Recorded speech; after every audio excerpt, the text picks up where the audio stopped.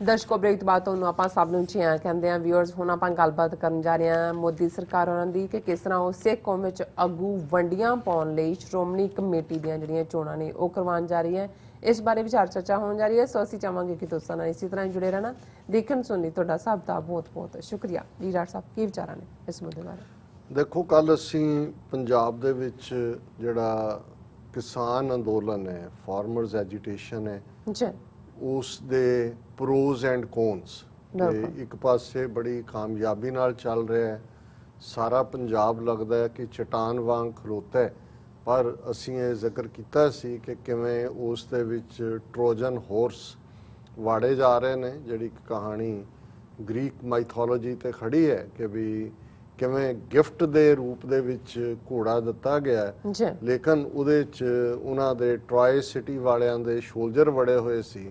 ਔਰ ਜਦੋਂ ਐਨ ਉਸ ਰਿਆਸਤ ਨੇ ਆਪਣੇ ਦੇ ਉਸ ਬਾਦਸ਼ਾਹ ਨੇ ਆਪਣੇ ਮਹਿਲ ਦੇ ਵਿੱਚੋਂ ਰੱਖਿਆ ਤੇ ਅੱਧੀ ਰਾਤ ਨੂੰ ਉਹਦੇ ਚੋਂ ਸ਼ੋਲਜਰ ਨਿਕਲੇ ਤੇ ਉਹਨਾਂ ਨੇ ਸਾਰੇ ਗਾਰਡ ਮਾਰ ਕੇ ਉਹਦੇ ਤੇ ਕਬਜ਼ਾ। ਇਹਦੇ ਤੋਂ ਟਰੋਜਨ ਹਾਰਸ ਬਣਿਆ। ਅਸੀਂ ਬਹੁਤ ਵਾਰ ਜਨਰਲੀ ਘਰ ਕਾ ਭੇਤੀ ਲੰਕਾ ਢਾਏ ਦੇ ਥੱਲੇ ਕਹਿੰਦੇ ਕਿਉਂਕਿ ਇਹ ਮੋਰ ਕਨਾਈਵ ਹੈ ਜਿਹਦੇ 'ਚ ਇਹਨਾਂ ਦੀ ਆਪਣੀ ਰਾਮਾਇਣ ਦੀ ਕਹਾਣੀ ਮੁਤਾਬਕ ਕਿ ਵੀ ਜਦੋਂ ਰਾਮਚੰਦਰ ਜੀ ਔਰ ਉਹਨਾਂ ਦੀਆਂ ਫੌਜਾਂ ਰਾਵਣ ਦੇ ਨਾਲ ਆਮੋ ਸਾਹਮਣੇ ਟਾਕਰੇ ਦੇ ਵਿੱਚ ਕਾਮਯਾਬ ਨਹੀਂ ਸੀ ਹੋ ਰਹੀਆਂ, ਕਿਤੇ ਲక్ష్మణ ਬੇਹੋਸ਼ ਹੋ ਰਿਹਾ ਕਿਤੇ ਹੋਰ ਹੋ ਰਿਹਾ, ਫਿਰ ਉਹਨਾਂ ਨੇ ਕਿਹਾ ਕਿ ਵੀ ਉਹਦਾ ਭਰਾ ਪੱਟੋ ਕਿਸੇ ਤਰੀਕੇ ਨਾਲ। ਔਰ ਉਹਦੇ ਭਰਾ ਨੂੰ ਜਿਹੜਾ ਰਾਵਣ ਦੇ ਵਿਭੀਸ਼ਣ ਜਿਹੜਾ ਉਸ ਨੂੰ ਨਾਲ ਰਲਾਇਆ। ਉਹਨੂੰ ਕਿਹਾ ਜੀ ਕੋਈ ਨਹੀਂ ਇਹ ਤੇਰਾ ਭਰਾ ਤਾਂ ਇੰਨਾ ਤਾਕਤਵਰ ਹੈ ਇਹਦੇ ਜਿਉਂਦੇ ਜੀ ਤਾਂ ਤੂੰ ਬਾਦਸ਼ਾਹ ਬਣਨਾ ਹੀ ਨਹੀਂ ਤੇ ਤੂੰ ਸਾਡੇ ਨਾਲ ਆ ਤੈਨੂੰ ਅਸੀਂ ਬਣਾਵਾਂਗੇ। ਮੁੜ ਕੇ ਲੰਕਾ ਦਾ ਸੋਨਾ ਸਾਨਾ ਤਾਂ ਪਤਾ ਨਹੀਂ ਲੈ ਲੂ ਆਇਆ ਹੋਣੇ। ਉਹ ਜਿਹੜਾ ਮਲਬਾ ਬਣਾਇਆ ਉਹਨੂੰ ਦੇ ਆਏ ਕਿ ਆ ਲੈ ਹੁਣ ਇਹਦੇ ਤੇ ਰਾਜ ਕਰ ਕਿਉਂਕਿ ਲੰਕਾ ਤਾਂ ਜਿਹੜੀ ਹੈ ਉਹ ਤਬਾਹ ਕਰਤੀ। ਹੁਣ ਅਸੀਂ ਇਹ ਦੇਖ ਰਹੇ ਹਾਂ ਵੀ ਇਹਨਾਂ ਦਾ ਜਦੋਂ ਮੈਂ ਇਹਨਾਂ ਦੇ ਬਹੁਤ ਸਾਰੇ ਮਾਹਿਰ ਵੀ ਦੇਖਦਾ ਸ਼ੇਖਰ ਗੁਪਤੇ ਵਰਗਾ ਜਿਹੜਾ ਇੰਡੀਅਨ ਨੈਸ਼ਨਲਿਸਟ ਪਰ ਸਿੱਖਾਂ ਬਾਰੇ ਨਫ਼ਰਤ ਨਾਲ ਭਰਿਆ ਹੋਇਆ ਤੇ ਉਹ ਜਦੋਂ ਐਨਾਲਾਈਜ਼ ਕਰਦਾ ਹੈ ਮੋਦੀ ਦਾ 2014 ਦੀ ਵਿਕਟਰੀ ਫਿਰ 2019 ਦੀ ਫਿਰ ਉਹ ਹਿੰਦੂ ਹਾਰਟਲੈਂਡ ਦਾ ਜ਼ਿਕਰ ਕਰਦਾ ਹੈ ਕਿ ਕਿਵੇਂ ਸਵੀਪ ਬਿਹਾਰ ਦੇ ਵਿੱਚ ਨਤੀਸ਼ ਕੁਮਾਰ ਨਾਲ ਮਿਲ ਕੇ ਯੂਪੀ ਦੇ ਵਿੱਚ ਮੱਧ ਪ੍ਰਦੇਸ਼ 'ਚ ਰਾਜਸਥਾਨ 'ਚ ਹਰਿਆਣੇ 'ਚ ਦਿੱਲੀ 'ਚ ਐਕਸੈਪਟ ਪੰਜਾਬ। ਸੋ ਉਦੋਂ ਮੈਨੂੰ ਖੁਸ਼ੀ ਵੀ ਹੁੰਦੀ ਹੈ ਕਿ ਵੀ ਇਹ ਇਹਨਾਂ ਦਾ ਹਿੰਦੂ ਤਵੀਆਂ ਦਾ ਰੱਥ 2014 'ਚ ਵੀ ਜੇ ਰੋਕਿਆ ਤੇ ਪੰਜਾਬ ਦੇ ਸਿੱਖਾਂ ਨੇ ਰੋਕਿਆ ਤੇ ਜੇ 2019 'ਚ ਜਿੱਥੇ 300 ਤੋਂ ਜ਼ਿਆਦਾ ਸੀਟਾਂ ਆਪਣੇ ਬਲਬੂਤੇ ਤੇ ਲੈ ਗਏ ਤੇ ਪੰਜਾਬ ਨੇ ਰੋਕ ਦਿੱਤਾ ਉੱਥੇ ਕਿ ਭਾਈ ਨਹੀਂ ਇੱਥੇ ਤੁਹਾਡੀ ਥਾਂ ਨਹੀਂ ਹੈ। ਹੁਣ ਜੇ ਤੁਸੀਂ ਉਹਨਾਂ ਦੇ ਐਂਗਲ ਤੋਂ ਦੇਖੋ ਜਿਨ੍ਹਾਂ ਨੇ 200 ਮਿਲੀਅਨ ਮੁਸਲਮਾਨਾਂ ਨੂੰ ਇਨਇਫੈਕਟਿਵ ਬਣਾ ਦਿੱਤਾ ਹੈ, ਉਹਨਾਂ ਦਾ ਕੀ ਹਾਲ ਕਰ ਦਿੱਤਾ। ਉਹਨਾਂ ਦੀ ਵੋਟ ਦੀ ਪਰਵਾਹ ਕੀਤੇ ਬਿਨਾ ਜਦੋਂ ਇਹ ਆਪਣਾ ਮੈਥਮੈਟਿਕਸ ਕੈਲਕੂਲੇਟ ਕਰਦੇ ਨੇ, ਹਾਲਾਂਕਿ 16 ਤੋਂ 20% ਤੱਕ ਮੁਸਲਮਾਨ ਵੋਟ ਹੈ ਭਾਰਤ ਦੇ ਵਿੱਚ, 16-17% ਤਾਂ ਐਵਰੇਜ ਹੈ। ਵੈਸਟ ਬੰਗਾਲ ਵਰਗਾ 30% ਹੈ, ਬਿਹਾਰ ਯੂਪੀ 18-19% ਹੈ।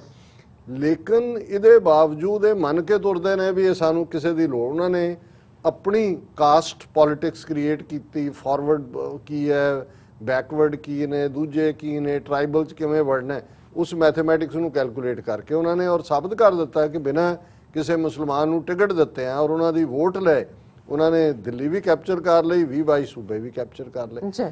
ਹੁਣ ਉਹਨਾਂ ਨੂੰ ਪੰਜਾਬ ਦੀਆਂ ਕੋਈ 13 ਸੀਟਾਂ ਦੀ ਪਰਵਾਹ ਨਹੀਂ ਹੈ ਕਿ 13 ਸੀਟਾਂ ਨੇ ਪਾਰਲੀਮੈਂਟ ਦੀਆਂ, ਉਹਨਾਂ ਦੀਆਂ ਪਹਿਲਾਂ ਵੀ 2-3 ਹੀ ਮਿਲਦੀਆਂ। ਅਕਾਲੀ ਨਾਲ ਰਲੇ ਹੋਏ ਸੀ, 8-9 ਤੱਕ ਪਹੁੰਚ ਜਾਂਦੇ ਸੀ। ਉਹਦੀ ਉਹਨਾਂ ਨੂੰ ਪਰਵਾਹ ਨਹੀਂ ਹੈ, ਉਹ ਵੱਡੇ ਉਹਨਾਂ ਦੀ ਗੇਮ 'ਚ ਕਿਤੇ ਨਹੀਂ। ਪਰ ਸਿੱਖਾਂ ਵਿੱਚ ਜਾਂ ਉਹਨਾਂ ਦੇ ਰੱਥ ਨੂੰ ਰੋਕਣਾ, ਪੰਜਾਬ ਦੇ ਵਿੱਚ ਸਿੱਖਾਂ ਦਾ ਹੋਣਾ ਔਰ ਸਿੱਖਾਂ ਦਾ ਗੁਰਦੁਆਰਿਆਂ ਦੇ ਉੱਤੇ ਮਾਣ ਹੋਣਾ, ਆਪਣਾ ਅਕਾਲ ਤਖਤ ਦਿੱਲੀ ਤਖਤ ਤੋਂ 2 ਫੁੱਟ ਉੱਚਾ, ਜਿਸ ਅਕਾਲ ਤਖਤ ਤੋਂ ਜਿਹੜੀ ਹੈ ਹਰ ਐਜੀਟੇਸ਼ਨ ਸ਼ੁਰੂ ਹੁੰਦੀ ਰਹੀ ਬ੍ਰਿਟਿਸ਼ ਹਕੂਮਤ ਦੇ ਖਿਲਾਫ ਵੀ, ਇਹਨਾਂ ਦੇ ਵੀ ਇੰਦਰਾ ਗਾਂਧੀ ਨੇ ਟਿੱਲ ਲਾਇਆ, ਉਹਨੇ ਅਕਾਲ ਤਖਤ ਵੀ ਢਾਇਆ, ਟੈਂਕਾਂ ਤੋਪਾਂ ਨਾਲ ਹਮਲਾ ਵੀ ਕੀਤਾ, ਤਬਾਹ ਬਰਬਾਦ ਕੀਤਾ ਸਾਰਿਆਂ ਨੂੰ, ਸਾਰਾ ਪੰਜਾਬ ਕੱਟ ਆਫ ਕਰਤਾ। ਸਿੱਖ ਫੇਰ ਖਲੋ ਗਏ। ਉਹਨਾਂ ਨੇ ਇੰਦਰਾ ਗਾਂਧੀ ਨੂੰ ਵੀ ਸਬਕ ਸਿਖਾਇਆ, ਜਨਰਲ ਵੈਦਿਆ ਨੂੰ ਵੀ ਸਿਖਾਇਆ।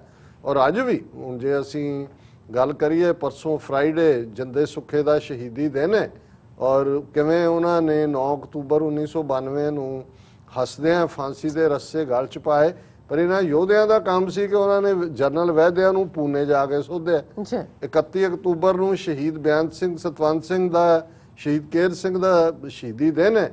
ਜਿਨ੍ਹਾਂ ਨੇ ਇੰਦਰਾ ਗਾਂਧੀ ਨੂੰ ਸੋਧਿਆ। ਇੱਕ ਪਾਸੇ ਹੈਲੋਵੀਨ ਦੁਨੀਆ ਮਨਾ ਰਹੀ ਹੈ, ਭੂਤ ਕੱਢੇ, ਤੇ ਉਧਰ ਭੂਤਨੀ ਕੱਢੀ ਜਿਹੜੀ ਇੱਕ ਚੰਬੜੀ ਹੋਈ ਸੀ। ਹੁਣ ਇਹ ਜਿਹੜਾ ਹੈ ਕਿ ਸਿੱਖਾਂ ਦੇ ਗੋਡੇ ਲਵਾਉਣੇ ਨੇ, ਔਰ ਉਹਨਾਂ ਲਈ ਇਹਨਾਂ ਨੂੰ ਇਸ ਗੱਲ ਦੀ ਸਮਝ ਹੈ ਕਿ ਗੁਰਦੁਆਰੇ ਬਹੁਤ ਬੇਸਿਕ ਨੇ। ਐਵੇਂ ਨਹੀਂ ਅੰਗਰੇਜ਼ਾਂ ਨੇ ਮਹੰਤ ਉਦਾਸੀ ਉੱਥੇ ਲਿਆ ਕੇ ਬਿਠਾ ਦਿੱਤੇ ਸੀ ਕਬਜ਼ਾ ਕਰਵਾ ਕੇ 1849 ਚ ਪੰਜਾਬ ਲੈਣ ਤੋਂ ਬਾਅਦ, ਔਰ ਕਿਵੇਂ ਉਹਨਾਂ ਤੋਂ ਗੁਰਦੁਆਰੇ ਲਿਬਰੇਟ ਕਰਵਾਏ, ਇੱਕ ਵੱਖਰੀ ਕਹਾਣੀ ਹੈ। ਹੁਣ ਉਹ ਸਾਰਾ ਜਿਹੜਾ ਸਟਰਗਲ ਸੀ 1920 ਤੋਂ 1924 ਤੱਕ ਅੰਗਰੇਜ਼ਾਂ ਦੇ ਇਸ ਜਿਹੜੇ ਇਨਡਾਇਰੈਕਟ ਥਾਪੇ ਹੋਏ ਉਹਨਾਂ ਦੇ ਲੋਕ ਸੀ, ਥਾਪੇ ਡਾਇਰੈਕਟ ਉਹਨਾਂ ਦੇ ਸੀ, ਇਨਡਾਇਰੈਕਟ ਹਮਾਇਤ ਸੀ। ਗੁਰਦੁਆਰਾ ਐਕਟ ਬਣਿਆ, ਸ਼੍ਰੋਮਣੀ ਗੁਰਦੁਆਰਾ ਪ੍ਰਬੰਧਕ ਕਮੇਟੀ, ਜਿਹਦੇ ਕੰਟਰੋਲ 'ਚ ਅੱਜ ਪੰਜਾਬ, ਹਰਿਆਣਾ, ਹਿਮਾਚਲ, ਚੰਡੀਗੜ੍ਹ, ਕਿਉਂਕਿ ਉਦੋਂ ਪੰਜਾਬ ਦਾ ਹਿੱਸਾ ਸੀ, ਇਹਨਾਂ ਨੇ ਅੱਡ ਬਣਾਏ ਨੇ, ਉਹਨਾਂ ਦੇ ਇਤਿਹਾਸਕ ਗੁਰਦੁਆਰਿਆਂ ਦਾ ਕੰਟਰੋਲ ਹੈ। ਔਰ 1000 ਕਰੋੜ ਰੁਪਏ ਦਾ ਉਹਨਾਂ ਦਾ ਸਾਲਾਨਾ ਬਜਟ ਹੈ। ਗੱਲ ਕੱਲੀ ਬਜਟ ਦੀ ਨਹੀਂ ਹੈ ਜਾਂ ਗੁਰਦੁਆਰਿਆਂ ਦੀ ਮੈਨੇਜਮੈਂਟ ਨਹੀਂ ਹੈ, ਉਹਦੇ ਥੱਲੇ ਕਿੰਨੇ medical college, engineering college, polytechnic, Khalsa college, school, ਹਸਪਤਾਲ, ਪੂਰਾ ਇੱਕ ਨੈਟਵਰਕ ਹੈ। ਔਰ ਇਹਦੇ 'ਚ ਕੋਈ ਸ਼ੱਕ ਨਹੀਂ ਹੈ ਕਿ ਪੰਜਾਬ ਦੇ ਚੀਫ ਮਿਨਿਸਟਰ ਤੋਂ ਬਾਅਦ ਜੇ ਦੂਸਰਾ ਕੋਈ ਇੰਪੋਰਟੈਂਟ ਪਰਸਨ ਹੁੰਦਾ ਹੈ ਉਹਨਾਂ ਦੇ ਪ੍ਰਭਾਵ ਦੇ ਐਂਗਲ ਤੋਂ ਜਾਂ ਈਵਨ ਇੱਕ ਨੈਟਵਰਕ ਦੇ ਐਂਗਲ ਤੋਂ ਜਾਂ ਫਾਈਨੈਂਸ, ਉਹ ਸ਼੍ਰੋਮਣੀ ਕਮੇਟੀ ਦਾ ਪ੍ਰਧਾਨ ਹੁੰਦਾ ਹੈ। ਇਹ ਵੱਖਰੀ ਗੱਲ ਹੈ ਕਿ ਬਾਦਲਾਂ ਨੇ ਕਿਵੇਂ ਇਹਨੂੰ ਆਪਣੀ ਫੀਫਟਮ ਬਣਾਇਆ, ਜਗੀਰ ਬਣਾਇਆ, ਔਰ ਅਨਨੋਨ ਜੇ ਲੋਕ ਜਿਹੜੇ ਬਿਲਕੁਲ ਕੋਈ ਕਿਸੇ ਦਾ ਗੜਵਈ ਹੈ, ਕੋਈ ਕਿਸੇ ਦਾ ਝੋਲੀ ਚੁੱਕਾ, ਹੁਣ ਲੌਂਗੋਵਾਲ ਨੂੰ ਪ੍ਰਧਾਨ ਬਣਾਇਆ ਹੋਇਆ। ਪਹਿਲਾਂ ਕੋਈ ਹੋਰ ਥਾਪੇ ਹੁੰਦੇ ਨੇ, ਇਸ ਮੱਕੜ ਸੀ ਜਿਹੜਾ ਬਿਲਕੁਲ ਹੀ ਮੱਕੜ ਜਾਲ ਆਪਣੇ 'ਚ ਹੀ ਫਸ ਗਿਆ ਬਾਅਦ 'ਚ, ਲੇਕਿਨ ਇਹਨਾਂ ਨੂੰ ਸੂਟ ਕਰਦੇ ਸੀ।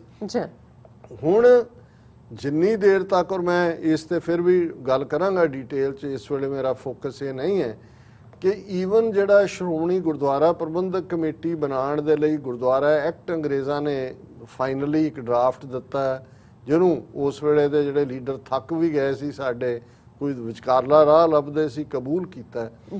ਉਹਦੇ 'ਚ ਇੱਕ ਹਿੱਸਾ ਬਣ ਗਿਆ ਕਿ 4 ਸਾਲ ਬਾਅਦ ਚੋਣਾਂ ਹੋਣਗੀਆਂ।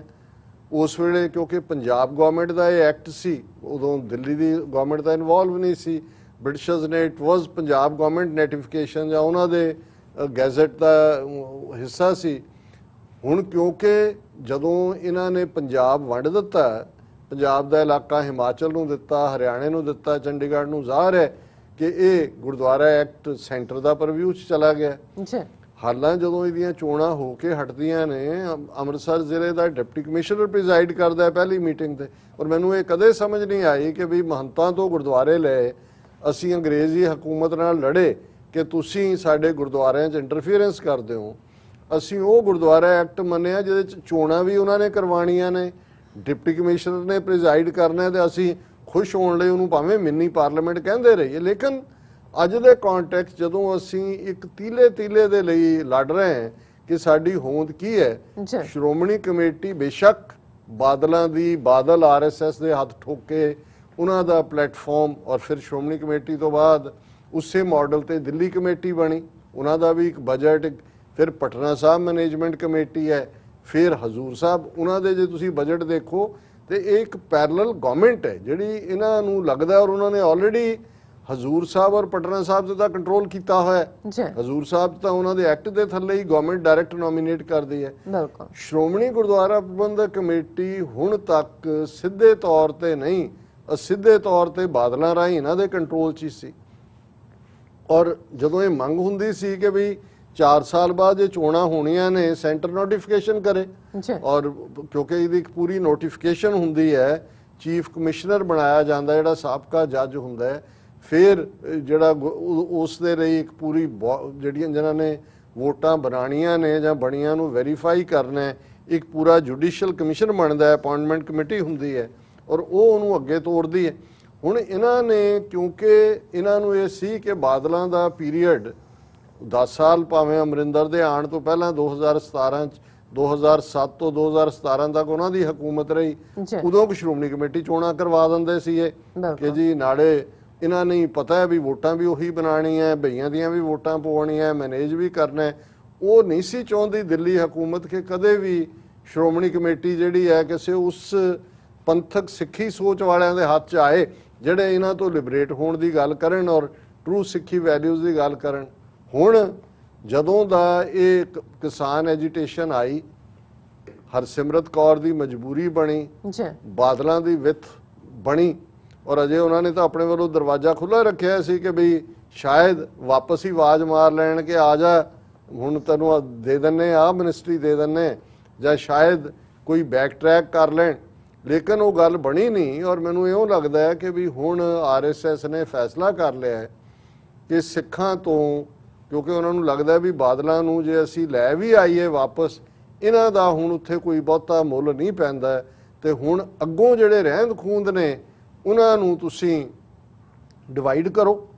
ਔਰ ਫਿਰ ਜਿਹੜੇ ਉਹਨਾਂ ਨੇ ਆਪਣੇ ਸਾਧ ਖੜੇ ਕੀਤੇ ਹੋਏ ਨੇ, ਡੇਰੇ ਖੜੇ ਕੀਤੇ ਹੋਏ ਨੇ, ਆਪਣੇ ਹੋਰ ਵਿਕਾਊ ਮਾਲ ਇਧਰੋਂ ਢੀਡਸਾ ਖੜਾ ਕੀਤਾ ਹੋਇਆ, ਉਧਰੋਂ ਜਿਹੜੇ ਨੇ ਉਹ ਅਜਨਾਲਾ ਖੜਾ ਕੀਤਾ ਹੋਇਆ, ਔਰ ਉਹਦਾ ਇਹ ਨਜ਼ਰ ਆ ਰਿਹਾ। ਔਰ ਕਈ ਆਪਣੇ ਵੀ ਗਰੀਡੀ ਜਿਹੜੇ ਵਿੱਚ ਬੈਠੇ ਨੇ, ਜਿਨ੍ਹਾਂ ਨੂੰ ਨਾ ਕਿਸਾਨਾਂ ਦੀ ਐਜੀਟੇਸ਼ਨ ਨਜ਼ਰ ਆਉਂਦੀ ਹੈ, ਨਾ ਉਹਨਾਂ ਨੂੰ ਹੋਰ ਸ਼ਹੀਦਾਂ ਦੇ ਡੁੱਲੇ ਖੂਨ ਦੇ ਨਾਲ ਲਿਖਿਆ ਖਾਲਿਸਤਾਨ ਨਜ਼ਰ ਆਉਂਦਾ ਹੈ। ਉਹਨਾਂ ਨੂੰ ਲੱਗਦਾ ਵੀ ਬਾਦਲ ਪਾਸੇ ਹੋਣ ਤੇ ਗੋਲਕਾਂ ਅਸੀਂ ਸਾਂਭੀਏ।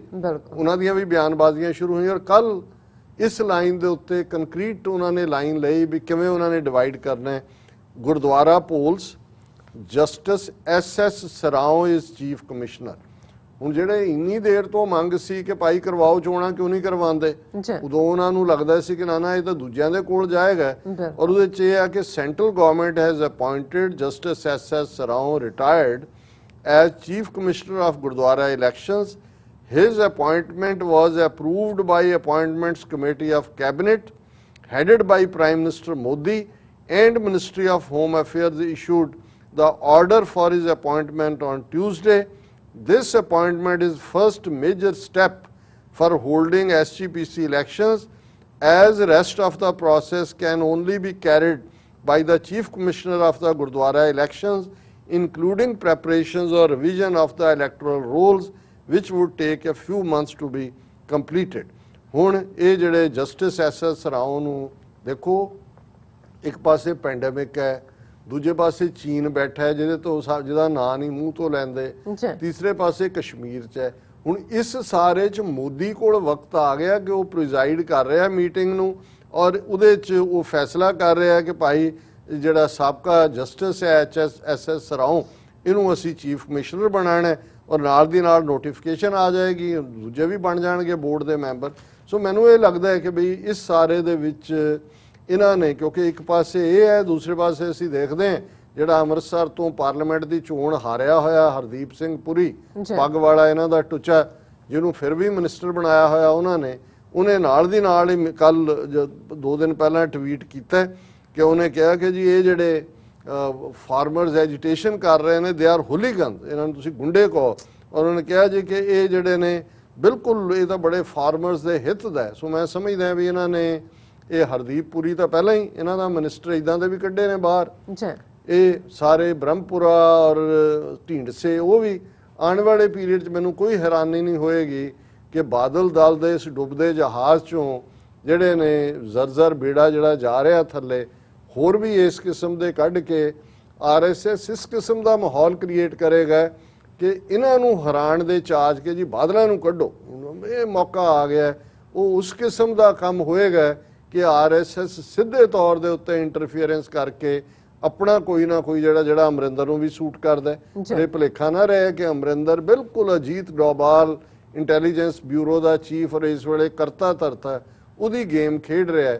ਸੋ ਜਿੱਧਰ ਵੀ ਦੇਖੋ ਚਾਰ ਚਫੇਰੇ ਇਸ ਵੇਲੇ ਇਉਂ ਲੱਗਦਾ ਹੈ ਕਿ ਭਾਈ ਕੱਲੀ ਜਿੰਦ ਸਾਰਾ ਤਖਤ ਹਜ਼ਾਰਾ, ਕਿਵੇਂ ਜਿਹੜੇ ਨੇ ਸਿੱਖਾਂ ਨੂੰ ਇਹ ਬਿਲਕੁਲ ਨੇਸਤੋ ਨਾਬੂਦ ਕਰਨ ਦੇ ਲਈ ਕੀ ਨੀਤੀਆਂ ਇਹ ਜਿਹੜੀਆਂ ਨੇ ਇੰਪਲੀਮੈਂਟ ਕਰ ਰਹੇ। ਜੀ ਡਾਕਟਰ ਸਾਹਿਬ ਤੁਹਾਡਾ ਬਹੁਤ ਬਹੁਤ ਸ਼ੁਕਰੀਆ। ਸੋ ਥੈਲਨ ਐਂਪਿਕ ਵਿਊਅਰਸ ਤੁਸੀਂ ਨਾਲ ਇਸੇ ਤਰ੍ਹਾਂ ਹੀ ਜੁੜੇ ਰਹਿਣਾ, ਮਿਲਦੇ ਹਾਂ ਆਫਟਰ ਦਿਸ ਸ਼ਾਰਟ ਬ੍ਰੇਕ।